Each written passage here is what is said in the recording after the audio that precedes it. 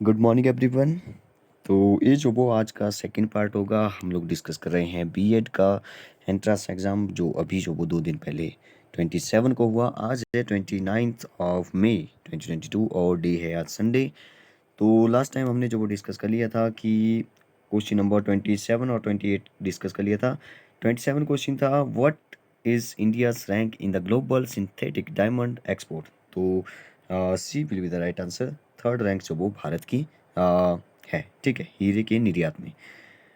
Next question था question number 28, जिसके बारे में मैंने बोला था कि इसको डिटेल में डिस्कस किया जाएगा। क्वेश्चन नंबर 28 है the planet that moves round the sun at the highest speed. ये कितना इंटरेस्टिंग क्वेश्चन है कि जैसे सूरज है, सूरज के सबसे नज़दीक आपको पता है कि बुध ग्रह है, ठीक है, जो कि सबसे छोटा ग्रह है, और वो सबसे फास्ट जो वो दौड़ता है, ठीक है। अब कितने मतलब कि कितने दिन में जो वो पूरा सॉरी कितना मतलब कि वो परिक्रमण करता है, कितने दिन में करता है, और कितने दिन जो वो परिभ्रमण करता है। परिभ्रमण का मतलब है अपने चारों ओर, और सूरज के चारों ओर का मतलब है परिक्रमण। तो डिटेल में जानेंगे कौन सा ग्रह जो वो कैसे कैसे घूमता है, अब बाह्य ग्रह किसे बोलते हैं, आंतरिक ग्रह किसे बोलते हैं, सब कुछ स्टार के बारे में भी डिस्कस कर लेंगे यहाँ पे।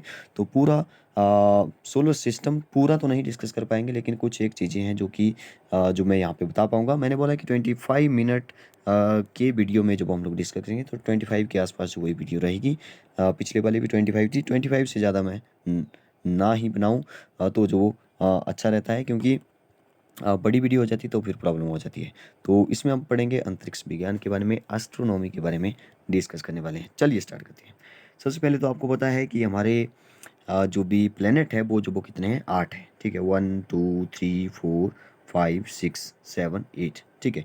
8 जो वो हमारे प्लेनेट है। पहले जो आपको बताया कि 2006 में जो वो 2006 से पहले जो वो कितने ग्रह थे, 9 ग्रह जो बोले बोले जाते थे, क्योंकि उसमें जो वो प्लूटो भी था, ठीक है। अब प्लूटो नहीं रहा, शुद्ध ग्रह की कैटेगरी में उसको डाल दिया गया।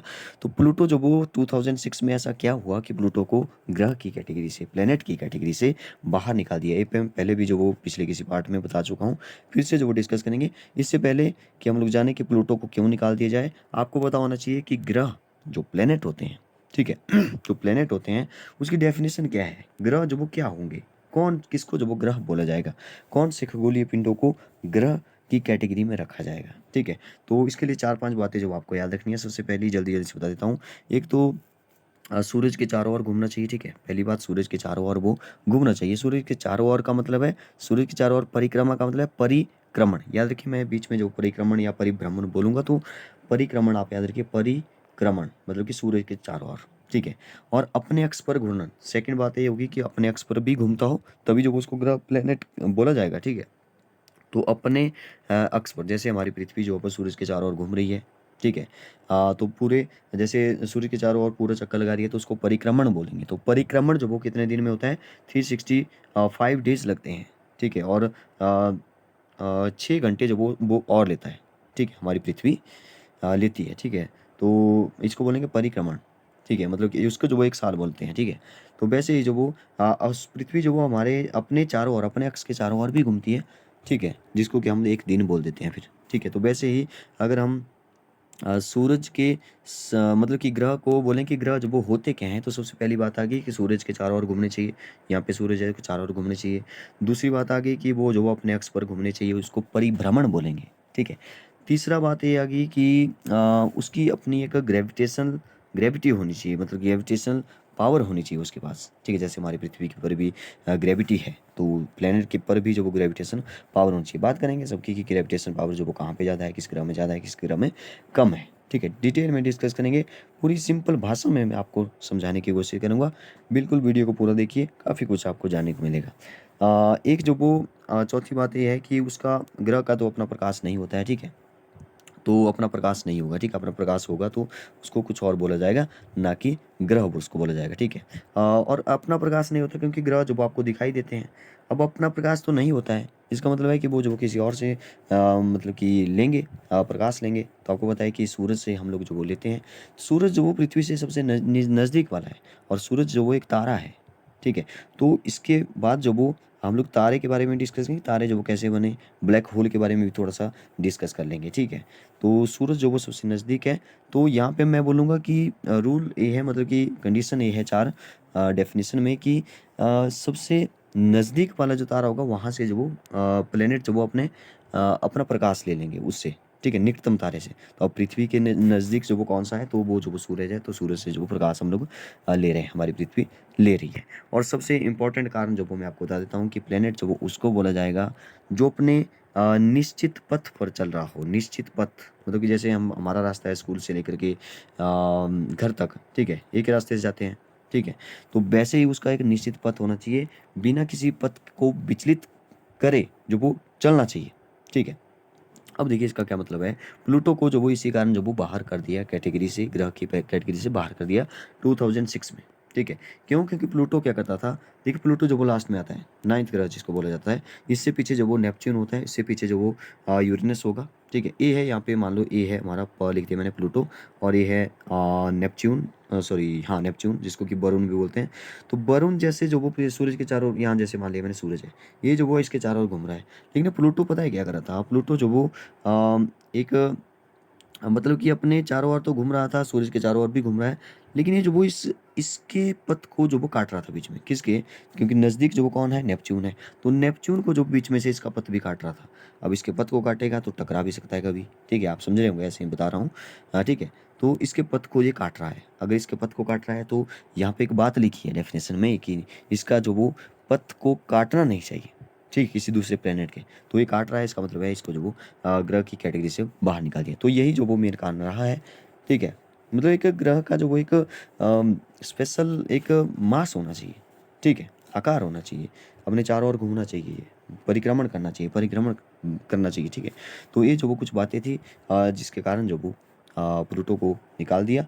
अब हमारे 8 ही ग्रह हैं, ठीक है। लेकिन अभी जो वो पिछले अभी कुछ महीने पहले या 1-2 महीने पहले जो वो न्यूज़ आई थी कि प्लूटो, किसी वैज्ञानिक ने, साइंटिस्ट ने बोला था कि प्लूटो को भी ग्रह माना जाएगा। तो हो सकता है फिर से जब वो 9 बना दिए जाएँ, बात करेंगे तब भी जब वो हो जाएँगे 9, ठीक है। अभी जो फिलहाल के लिए 8 ही ग्रह हैं। कौन-कौन से हैं तो मैं आपको बता दूँ। सबसे पहले आता है, जैसे यहाँ जैसे मैंने सूरज बना दिया, सबसे पहले आएगा बुध, ठीक है। बुध बुध को बोलते हैं मर्क्यूरी, तो मैं यहाँ पे एम लिख देता हूँ शॉर्टकट में। फिर दूसरे नंबर पर आता है शुक्र, ठीक है। ये मैं नेट ऑफ कर देता हूँ क्योंकि मैसेज आ रहा है बार बार। यस, देखिए बुध, उसके बाद मैंने बोला शुक्र, शुक्र को बोलते हैं विनस, वी लिख दिया मैंने, ठीक है। शुक्र, और उसके बाद आ जाएगा हमारा पृथ्वी, इसको लिख दिया मैंने अर्थ, पृथ्वी, एक ही बात है। फोर्थ नंबर पे आ गया मंगल, ठीक है, मंगल, मंगल को हम लोग बोलते हैं मार्स, ठीक है। तो यहाँ पे मैंने एम लिख दिया, यहाँ पे पृथ्वी, ठीक है। इन चारों को पहले डिस्कस करते हैं क्योंकि इनको जो वो आंतरिक ग्रह बोलते हैं, ठीक है। अब सूरज से सबसे ज़्यादा नज़दीक जो वो चार हैं, ठीक है। इसके बीच में जो वो शुद्ध ग्रह की जो वो बेलेट बनी हुई है, ठीक है, धूलकण है। और एक बात और बताता हूँ कि इसको जो वो इनकी सतह पर, ये जो चार ग्रह हैं इनको आंतरिक बोला जाता है, और इनकी जो सतह है वो जो वो चट्टानी सतह है। चट्टानी मतलब यहाँ पे चट्टानें ज़्यादा पाई जाती है। अब सूरज के सबसे नज़दीक वाले ये चार ग्रह हैं, तो यहाँ पे टेम्परेचर ज़्यादा होगा, ठीक है, टेम्परेचर ज़्यादा है। और ये जो वो सबसे छोटे हैं इसलिए जो वो ग्रेविटी कम है, ठीक है, ग्रेविटी जो वो कम है यहाँ पे, ठीक है। तो ये बातें आपको पता होनी चाहिए कि ग्रेविटी कम है। और यहाँ पे क्योंकि सूरज से जो वो क्या निकलेगी, सौर पवनें निकलेगी, और सौर पवनें निकलने के कारण जो वो यहाँ पे इन चारों के आसपास जो वो क्या है, धूल कण और गैसें जो वो बहुत कम है। धूल कण और गैसें जो वो इन चारों के पास बहुत कम है। अगर धूल कण और गैसें जो बहुत कम है तो यहाँ पे जो वायुमंडल भी पाया जाता है, ठीक है। क्योंकि जो नेक्स्ट वाले 4 आएँगे वहाँ पे जो वो धूल-कण और गैसें जो वो बहुत ज़्यादा नहीं होगी। उनके सतह जो वो ठीक ढंग से नहीं होगा, तो ग्रेविटी वहाँ पे बहुत ज़्यादा है, ठीक है। उन चारों के पास ग्रेविटी भी बहुत ज़्यादा है, ठीक है। तो ऐसे आप इसको याद रखिए।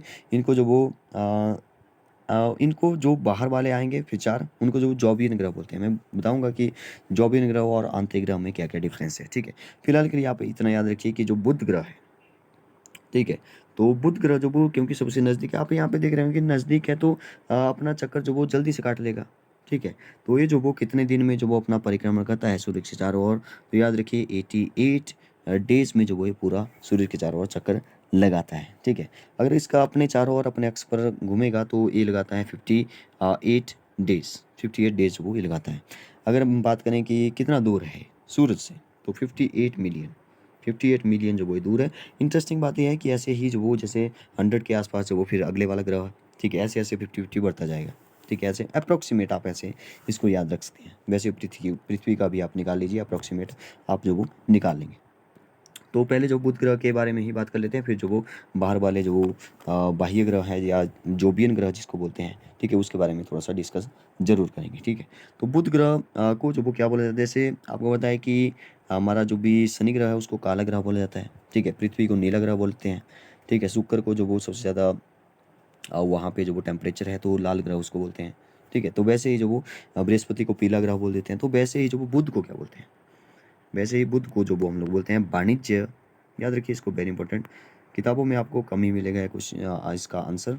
वाणिज्य और निपुणता का ग्रह बोलते हैं, ठीक है, वाणिज्य और निपुणता का ग्रह जो वो इसको बोलते हैं। आप बोलने पे ध्यान दीजिए, क्योंकि आपको पता है कि मैं लिखता बहुत कम ही हूँ, लिखता हूँ भी हूँ तो ऐसे ही लिखता हूँ।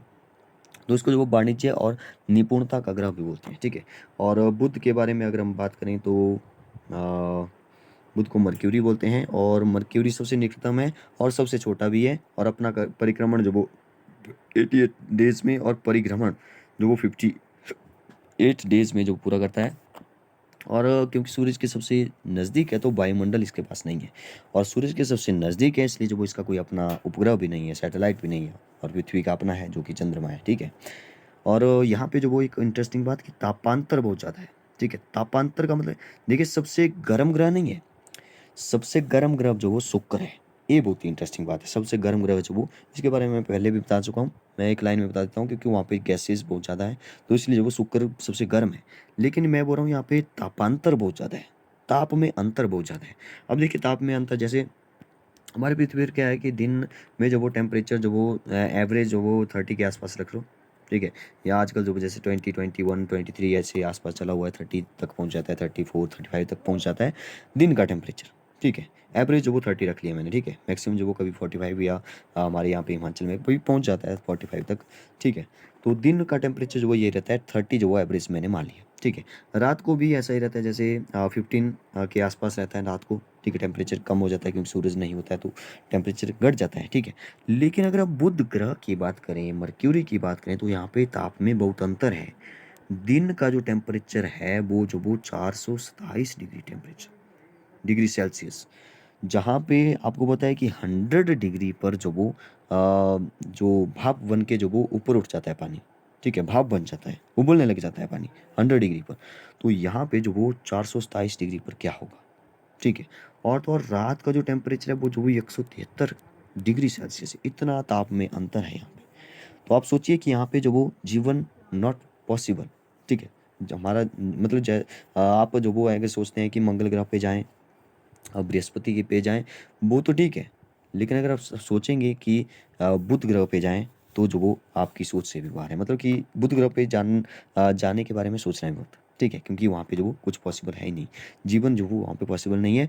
सबसे गर्म ग्रह नहीं है, ठीक है, सबसे गर्म ग्रह जो वो शुक्र है, उसके बारे में जो वो नेक्स्ट पार्ट में हम लोग कभी फिर से जो वो डिस्कस करेंगे, क्यों जो वो ऐसा होता है डिटेल में जानेंगे, ठीक है। अभी फिलहाल मैंने बताया कि हम लोग जो वो जो अंत्य ग्रह है वो तो हो गए बुध, एक हो गया शुक्र, ये जो मैं दूरी के हिसाब से बता रहा हूँ, पहले ऐसे जो वो सीक्वेंस वाइज आप याद रखिए, बुध शुक्र, फिर आ जाता है पृथ्वी, फिर आ जाता है मंगल, ठीक है, बुध शुक्र पृथ्वी मंगल, ठीक है, ये 4 हो गए आंतरिक ग्रह। ग्रेविटी बहुत कम होगी, अगले वाले जो बाह्य होंगे वहाँ पे ग्रेविटी ज़्यादा होगी, क्योंकि वो बड़े ग्रह हैं। अब बड़े होंगे तो ग्रेविटी ज़्यादा होगी, आपने फिजिक्स में पढ़ा होगा, ठीक है, बड़े होंगे तो ग्रेविटी ज़्यादा होगी, छोटे हैं तो ग्रेविटी कम होगी, मास पर डिपेंड, ठीक है। तो कुछ इस तरह से पृथ्वी को आपको पता है कि नीला ग्रह बोलते हैं, पानी ज़्यादा है वहाँ पे। शुक्र सबसे गर्म ग्रह है, वीनस जिसको बोलते हैं, ठीक है। मर्क्यूरी के बारे में हमने बात कर ली। अगर हम यहाँ पे लास्ट कौन सा, मंगल, मंगल को जो वो लाल ग्रह बोलते हैं, ठीक है। तो अब करते हैं थोड़ी सी बाहर वाली बात, बाहर मतलब कि बाहर वाले, तो एक हो गया बृहस्पति जिसको कि जुपिटर बोलते हैं, और एक हो गया शनि, ठीक है। शनि के सबसे ज़्यादा उपग्रह उपग्रह जो मिल गए हैं, तो पहले तो बृहस्पति के थे, अब जो वो शनि ग्रह के सबसे ज़्यादा उपग्रह सैटेलाइट, मतलब कि शनि ग्रह के चारों ओर सबसे ज़्यादा घूम रहे हैं। और एक हो गया यूरेनस, और एक हो गया नेपच्यून, ठीक है। यूरेनस को अरुण बोलते हैं, और नेपच्यून को जो वरुण बोलते हैं, वरुण जिसका जो वो पाथ को जो वो काट रहा था, कौन, प्लूटो काट रहा था, ठीक है। तो इसके में इंटरेस्टिंग बात यह है कि इसको याद रखना भी चाहिए दूरी के हिसाब से भी, और ये जो वो सीक्वेंस वाइज जो वो ऐसे मतलब कि आकार के हिसाब से भी ऐसे ही चल रहा है। देखिए बृहस्पति सबसे बड़ा है बाहर वाले, ठीक है, और दूसरा जो वो दूसरा सबसे बड़ा है, और तीसरे पर यूरेनस आ जाता है, और चौथे पर जो वो नेपच्यून आ जाता है, ठीक है। तो ऐसे 1 2 3 4 ऐसे आप याद रखिए, ठीक है। और सबसे छोटा तो बुध ही है, याद रखिए। सबसे बड़े की बात करें तो यहाँ पे नेपच्यून सबसे बड़ा हो गया, सॉरी नेपच्यून नहीं, बृहस्पति जो वो हमारा सबसे बड़ा प्लेनेट हो गया। अच्छा, मैंने यहाँ पे जो वो उल्टा बता दिया होगा, जैसे बृहस्पति सबसे बड़ा है, ठीक है, एक नंबर पर, फिर दूसरा सबसे बड़ा, हाँ दूसरा सबसे, ठीक बोला मैंने, दूसरा सबसे बड़ा जो वो शनि हो गया, फिर तीसरा सबसे बड़ा जो वो यूरेनस हो गया, और चौथा सबसे बड़ा नेपच्यून हो गया, ठीक है। ये इंटरेस्टिंग बात है इसमें, बुध शुक्र पृथ्वी मंगल बृहस्पति शनि यूरेनस नेपच्यून, ठीक है। मर्क्यूरी वीनस और हमारी अर्थ हो गई, और मार्स हो गया, और जुपिटर, और शनि हो गया सैटर्न, और यूरेनस मतलब कि हाँ यूरेनस और नेपच्यून अरुण वरुण, ठीक है। अब देखिए ये जो चार वाले बाह्य वाले चार हैं, जैसे फिर से बता देता हूँ, जुपिटर हो गया, एक हो गया सैटर्न, और एक हो गया यूरेनस, और एक हो गया नेपच्यून, ठीक है। ये जो बाहर वाले चार प्लेनेट हैं, ये जो वो आकार में बहुत बड़े हैं, आकार ज़्यादा है तो ग्रेविटी ज़्यादा है, ठीक है। इनको जो वो जोवियन ग्रह भी बोलते हैं। यहाँ पे धूल कण जो वो जैसे धूल कण जो भी या गैसें हैं वो जो वो बहुत ज़्यादा है, लेकिन वायुमंडल यहाँ पे नहीं है, ठीक है। तो इसको आप याद रखिए, वेरी इंपॉर्टेंट, जो वो कई बार क्वेश्चन यहाँ से बन जाता है, ठीक है। तो इस क्वेश्चन का तो वैसे आंसर हो जाएगा कि हाईएस्ट स्पीड किसकी है, तो मर्क्यूरी की सबसे ज़्यादा हाईएस्ट स्पीड है, ठीक है। थोड़ा सा बात करते हैं स्टार की, ठीक है। तो जो स्टार है वो जो वो कैसे बने, या आपको आज पता लगेगा कि जो ब्लैक होल है वो जो वो कैसे बना, और वहाँ पे जो वो इतना ज़्यादा घनत्व जो वो उसका क्यों होता है, क्यों जो वो उसके अंदर जाकर जो वो कोई चीज़ ख़त्म हो जाती है, ठीक है। अगर वो पृथ्वी से टकराएगा ब्लैक होल तो क्या होगा, छोटे मोटे तो जैसे जो भी होते हैं वो जो वो एस्टेरॉइड वगैरह वो तो टकराते रहते हैं पृथ्वी के साथ, लेकिन अगर कोई ब्लैक होल जो वो कभी टकरा गया पृथ्वी के साथ या किसी प्लेनेट के साथ तो क्या होगा, ठीक है। बहुत इंटरेस्टिंग बात है। चलिए जानते हैं स्टार के बारे में। स्टार जो कि जिनको हम प्लेनेट सॉरी तारे बोलते हैं, और तारे जो वो कैसे बनते हैं, तारों तारों को जो वो कैसे डिफाइन करोगे, तारे के पास क्या होता है।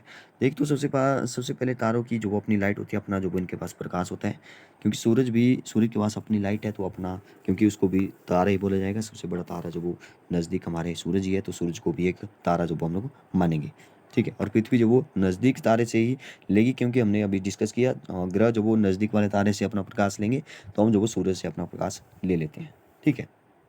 अब देखिए एक तो लाइट होगी और हीट जो वो इनकी अपने पास, हीट होगी तो लाइट भी होगी, ठीक है। तो दो चीज़ें होंगी स्टार के पास, ठीक है। तो बात करते हैं कि बनते कैसे हैं गैसेस, सॉरी स्टार, ठीक है। सबसे पहले जो वो गैस होती है, गैसेस जो होती है, ठीक है, गैसों का गोला होता है एक, ठीक है। क्या होता है, गैसों का गोला होता है, जिसको कोई बीरल गैस पहले बोलते हैं, ठीक है, बीरल गैस जो वो जिसको बोलते हैं। फिर जो वो जब गैसों के जो छोटे छोटे गोले हैं वो जो वो एक साथ इकट्ठे हो गए यहाँ पे देखिए, ये जो वो छोटे छोटे इकट्ठे हो गए, तो इसको जो वो बोलते हैं नेबुला। इसको आप याद रखिए, नेबुला जो वो इसको बोलते हैं, नेबुला नहीं, नेबुला, NEVULA, ठीक है, स्पेलिंग देख लेना, नेबुला, ठीक है। या इसको जो वो हिंदी में निहारिका भी बोलते हैं, ठीक है। क्या बोलते हैं, निहारिका बोलते हैं। फिर जो वो जब एक साथ बहुत साथ साथ हो गए, बहुत साथ साथ हो गए, अब देखिए कोई चीज़ जब वो साथ साथ बहुत इकट्ठे हो जाएगी तो वहाँ पे टेम्परेचर ज़्यादा हो जाएगा, ठीक है।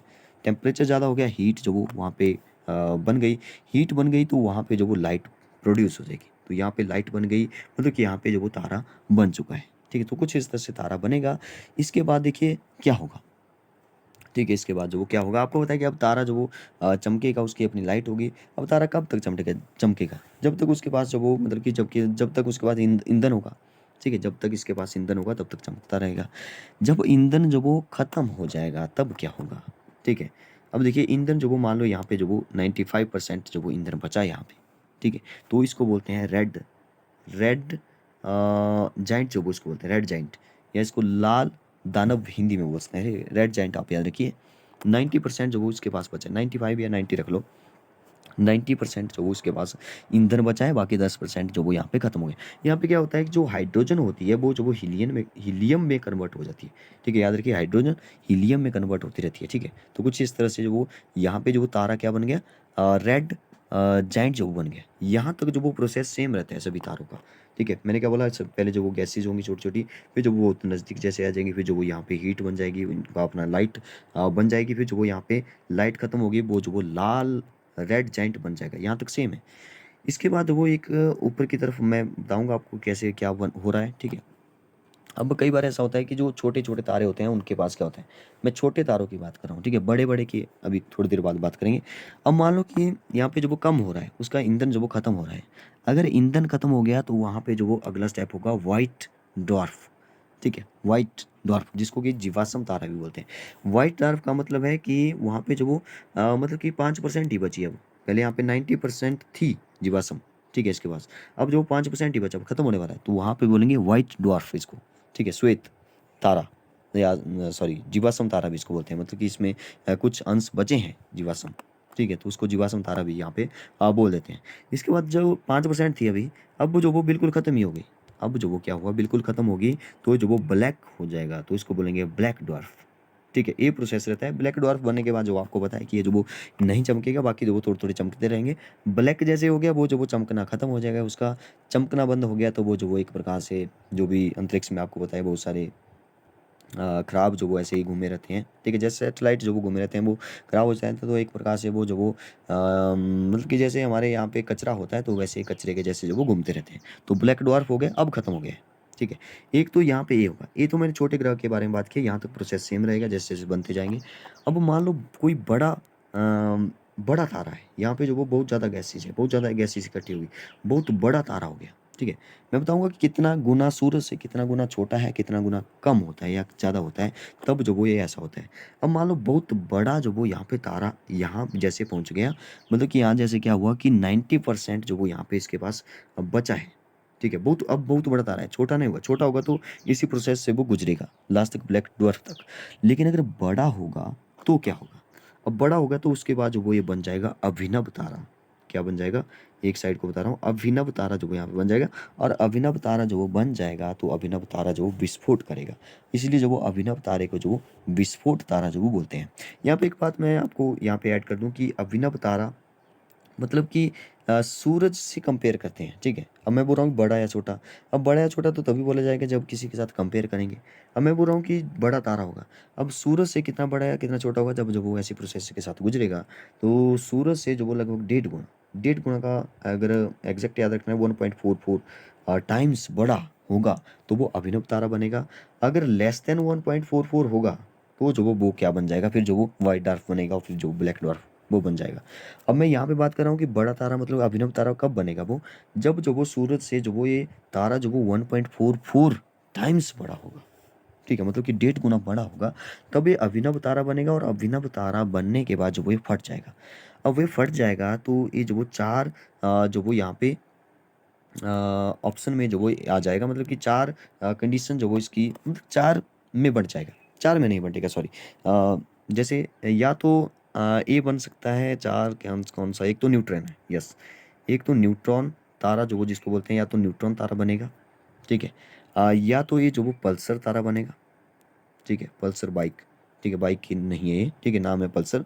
या तो पल्सर तारा बनेगा, या तो क्वेसर बनेगा, ठीक है, नाम भी अजीब जी जैसे हैं। या तो क्वेसर बनेगा, या तो बनेगा ब्लैक होल। ठीक है, अब चारों नहीं बनेगा, चारों में डिवाइड नहीं होगा, इनमें से कोई एक ही बनेगा। ठीक है, वो डिपेंड करता है उस पर।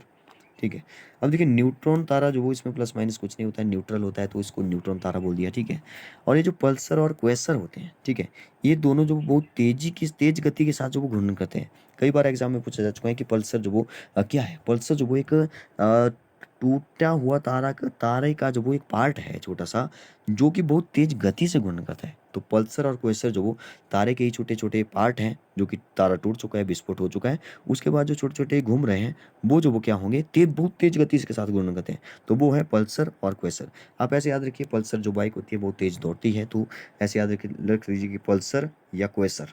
ठीक है, तारे के छोटे छोटे पार्ट हैं, टूट चुके हैं, वो जो वो तेज गति के साथ घूर्णन करते हैं। या तो वो बनेगा ब्लैक होल। अब आप बोलेंगे कि ब्लैक होल ऐसे बनता है, यस, ऐसे जो वो ब्लैक होल बनेगा। और ब्लैक होल जो वो बहुत छोटे छोटे होंगे। ठीक है, न्यूट्रॉन तारा सबसे बड़ा होगा, फिर जो पल्सर और क्वेसर जो वो उससे छोटे होंगे, और सबसे छोटा होगा ब्लैक होल। ब्लैक कलर में यहाँ पे बना देता हूँ, ब्लैक होल। अभी आप बोलेंगे कि अभिनव तारा सबसे बड़ा है, अब वो टूट करके जो वो अगर ब्लैक होल बन जाएगा, मतलब कि वो छोटा हो जाएगा। अब वो छोटा हो जाएगा, जैसे मान लो इतना बड़ा है, अब वो इतने बड़े से इतना छोटा होगा, तो कैसे कैसे इतना छोटा होगा? ठीक है, वो जो वो कंप्रेस हो जाएगा, बहुत छोटा हो जाएगा। मतलब इसका मतलब ये हुआ कि यहाँ पे डेंसिटी बहुत ज़्यादा हो जाएगी। डेंसिटी मतलब घनत्व जो वो यहाँ पे सबसे ज़्यादा हो जाएगा। और इसी घनत्व के कारण जो वो यहाँ पे जो वो जो भी अगर लाइट यहाँ पे आती है तो लाइट जो वो यहाँ पे आर पार नहीं जा पाती, इतना जो वो यहाँ पे ज़्यादा घनत्व है। अगर लाइट नहीं जा पाएगी तो लाइट नहीं जाएगी तो यहाँ पे सरफेस पर ही पड़ेगी, तो ये ब्लैक दिखाई देता है, ठीक है। इसलिए जो ब्लैक होल जो इसको बोला जाता है। अब इसका एक छोटा सा ऐसे ही समझ लीजिए कि कितना जो वो ये जो वो मतलब कितना घना होता है। अगर घना होगा तो उसका वेट भी ज़्यादा होगा, आप ऐसे समझ रहे होंगे, ठीक है। जैसे लोहा होता है तो लोहे का जो 1 किलो जैसे वॉट होता है तो वो जो वो 1 केजी का जो वो कितना सा होता है, ठीक है। अगर मैं कुछ और ले लूँ, जैसे रुई ले लूँ तो रुई तो चलो बहुत ही हल्की हो गई, लेकिन रुई लेंगे तो बहुत ज़्यादा जो वो इकट्ठी करना पड़ेगी तभी जो वो 1 किलो बनेगी, ठीक है। ऐसे समझिए कि मतलब कि जो जिसका घनत्व ज़्यादा होगा उसका वेट भी ज़्यादा होगा, ठीक है। अब मान लो कि यहाँ पे अगर मैं बात करूँ ऐसे ही कंपेयर करूँ कि जैसे मान लो यहाँ पर मिट्टी है, ब्लैक होल पर मिट्टी है, ठीक है। तो यहाँ पे अगर मिट्टी में ऐसे चुटकी से जो वो थोड़ी-सी उठाऊँ, तो ये जो वो 10 हाथी के बराबर होगी, ठीक है। इतना ज़्यादा घना है ब्लैक होल, इतना ज़्यादा घना है, ठीक है। अब आप बोलेंगे कि ये ब्लैक होल इतना ज़्यादा घना है क्या? यस, इतना ज़्यादा घना है। अब आप सोच रहे होंगे कि अगर ये पृथ्वी से टकरा जाए तो क्या होगा? ठीक है। जैसे कुछ एस्टेरॉइड होते हैं जो टकराते रहते हैं, कुछ नहीं होता है, ठीक है। ऊपर ही जब वो अगर आते हैं एस्टेरॉइड वगैरह तो उसको जो वो हम सैटेलाइट या कुछ और से जो वो हम लोग मिसाइल से जो वो उसको विस्फोट कर देंगे ऊपर ही। लेकिन ये जो ब्लैक होल है अगर पृथ्वी की तरफ आ रहा होगा, तो जो वो इसको विस्फोट करना भी बहुत मतलब कि विस्फोट कर ही नहीं पाएँगे। इसके पास जो आएगा वो जो वो इतना घना है कि टकरा कर के ये वापिस चला जाएगा या मतलब कि इसके अंदर ही समा जाएगा, ठीक है? कुछ इस तरह से होगा। अगर ये पृथ्वी से टकरा गया तो क्या होगा? जैसे मान लो यहाँ पे अर्थ है, ये जो वो यहाँ से आया और ये पृथ्वी को बीच में से फोड़ करके दूसरी साइड निकल जाएगा, और अगर दूसरी साइड निकल गया बीच में से तो क्या होगा? अंदर जो ज्वालामुखी होगा वो फट करके सतह पर फैल जाएगा, सब मर जाएँगे, ठीक है? इतना खतरनाक चीज़ है ये ब्लैक होल, ठीक है? इतनी खतरनाक है। तो आई होप कि आपको ये समझ आया होगा कि तारे कैसे बने हैं। मेरे ख्याल से 25-26 मिनट हो चुके हैं। एक छोटी-सी लास्ट में बात कर लेते हैं क्योंकि एक ही क्वेश्चन हुआ कलर के बारे में। कलर जो वो 3 कलर में आप इसको याद रखिए, एक तो लाल कलर किसकी? स्टार की, तारों की बात कर रहा हूँ। एक व्हाइट और एक जो वो ब्लू, ठीक है। अब ज़्यादा टेम्परेचर होगा तो ब्लू होगा, कम होगा तो व्हाइट होगा, और नॉर्मल टेम्परेचर होगा जैसे सूरज का नॉर्मल टेम्परेचर, नॉर्मल तो नहीं है, नॉर्मल नहीं बोला जाएगा, ठीक है। एस्ट्रोलॉजी में नॉर्मल बहुत बड़ी बात होती है, ठीक है। नॉर्मल टेम्परेचर जैसे सूरज का है, ठीक है, वो जो वो लाल होगा। अगर उससे मीडियम टेम्परेचर हुआ तो व्हाइट, अगर बहुत ज़्यादा टेम्परेचर हो तो ब्लू कलर में होगा, ठीक है। सतह का टेम्परेचर की बात कर रहे हैं, ठीक है। तो बताइए आपको ये वीडियो कैसी लगी? अच्छा, नेक्स्ट क्वेश्चन है, एक क्वेश्चन आप और डिस्कस कर लेते हैं क्योंकि आप बोलेंगे कि एक ही क्वेश्चन एक ही वीडियो में डिस्कस हुआ। Who wrote the book the making of India? तो इसका आंसर हो जाएगा अखिलेश टी अ, टी लोथिया, ठीक है। टी लोटिया जो वो जो भी है, ठीक है। तो आई होप कि आपको वीडियो काफ़ी अच्छी लगी हो। अच्छी लगी है तो लाइक करिए, सब्सक्राइब करिए। Okay, thank you and have a nice day.